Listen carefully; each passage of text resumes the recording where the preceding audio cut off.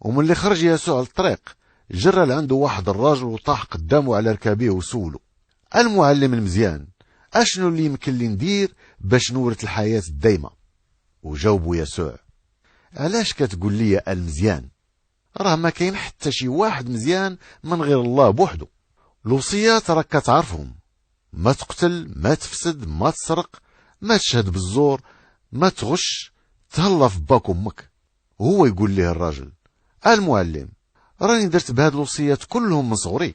وشاف فيه يسوع بالمحبة وقال ليه: ناقصك حاجة وحدة، سير بيع كاع داكشي اللي كتملك واعطي ثمنه للمساكين وغيكون عندك كنز في السماء، واجي تبعني. وتصدم الراجل من اللي سمع هاد الكلام ومشى حزين حيت كان لاباس عليه بزاف. وشاف يسوع في اللي دايرين بيه وقال لتلامذو: شحال صعيب على الناس اللي لاباس عليهم يدخلوا لمملكة الله.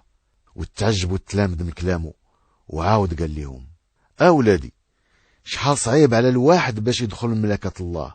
راه دخول الجمل من عين اللي برا سهل من الدخول ديال اللي لاباس عليه لمملكة الله. وتعجبوا التلامذ بزاف وقالوا لبعضياتهم: ايوا، على هاد الحساب شكون اللي غيقدر ينجا؟ وشاف فيهم يسوع وقال: راه الناس ما يقدروش على هاد الشيء، ولكن الله يقدر، حيت الله قادر على كل شيء. وبدا بطرس كيقول ليه: ها احنا خلينا كل شيء وتبعناك.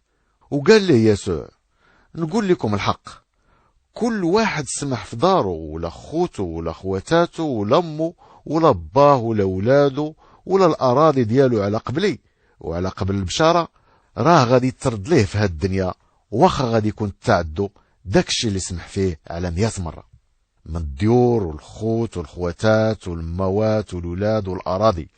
وفي الاخره غتكون ليه الحياه الدايمه. راه بزاف من هادوك اللي كانوا هما الاولين غادي يوليو هما الاخرين، وبزاف اللي كانوا الاخرين غادي يوليو هما الاولين.